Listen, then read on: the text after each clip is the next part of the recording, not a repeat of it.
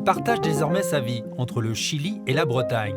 Mais l'arrivée du printemps sonne toujours le retour aux sources pour Hervé Hamon, ici, dans son petit havre de paix, sur la côte trégorroise. Avec Besoin de mer et le dictionnaire amoureux des îles, l'écrivain nous a livré 2 belles déclarations d'amour à notre ADN marin. Alors quand on lui demande de fouiller dans son petit bazar, le choix de l'objet fétiche semble évident. Le petit bazar, c'est ma poche. Et ça sera ça. Alors ça, Alors c'est quoi ça? Expliquez-nous. il faut que j'explique. C'est un compas de relèvement. Et il doit avoir, je ne sais pas, 30-40 ans, je pense. Et il faut imaginer ce qu'était la navigation il y a 30 ou 40 ans. C'est-à-dire qu'on n'avait pas de GPS, on ne savait pas bien où on était.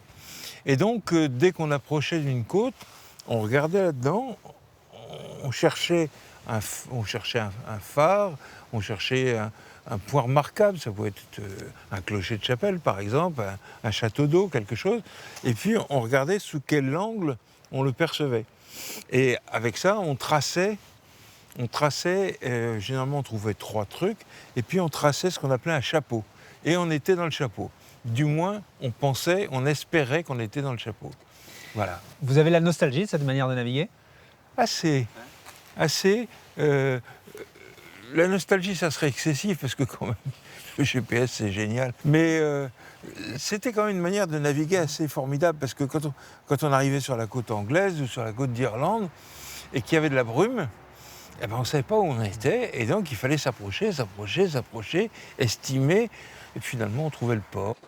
Navigateur aguerri et aussi vigie attentive de notre société. En duo avec Patrick Rothman, Hervé Hamon a sondé le monde des enseignants, des médecins et celui des idées politiques. Sa bibliothèque recèle d'ailleurs de nombreux trésors, comme ce document très rare qu'il doit à Pierre Mendès France. C'était une lettre qu'il nous envoyait à Rothman et à moi, parce qu'on venait de le rencontrer.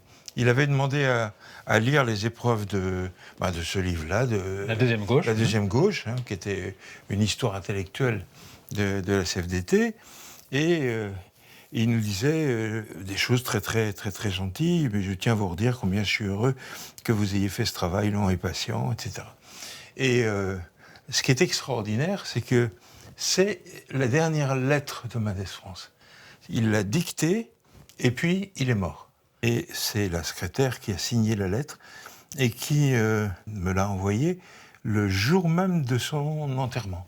C'est-à-dire, pendant qu'on parlait à la radio de l'enterrement de Mendès France, je recevais cette lettre. C'est quand même Mendès France pour ma famille, pour notre histoire, pour la guerre d'Algérie, pour toute cette période. Enfin, c'était vraiment la référence de l'honnêteté, de la transparence, de la démocratie. Une bibliothèque où le souvenir du compagnonnage avec l'abeille Flandre n'est jamais loin.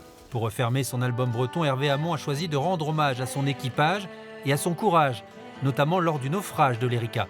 Le 12 décembre 1999, l'écrivain a d'ailleurs été le seul à filmer les toutes premières heures de la catastrophe.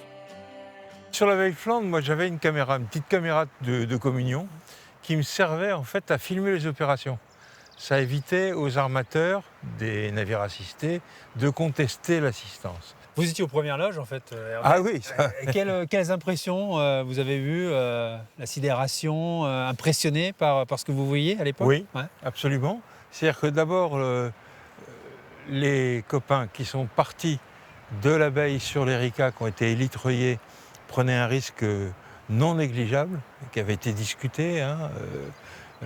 Charles Cléden avait fait monter tout le monde à la passerelle et avait dit qui veut bien y aller. Et il risquait à tout moment, une fois posé sur l'Erika, de voir le bateau s'enfoncer sous leurs pieds. Et puis, de voir un bateau couler, c'est jamais rien pour un marin. Moi, je n'oublierai jamais les marins de l'abeille qui se sont alignés et qui ne parlaient plus à ce moment-là. Ils ne parlaient pas. Et c'est un deuil, c'est quelque chose de... Même si l'opération avait été un demi-succès, puisqu'on avait réussi à stopper la dérive de cette épave, oui, le bateau qui coule, le moment où il se renverse et où il descend, c'est quelque chose que je n'oublierai pas. Oui.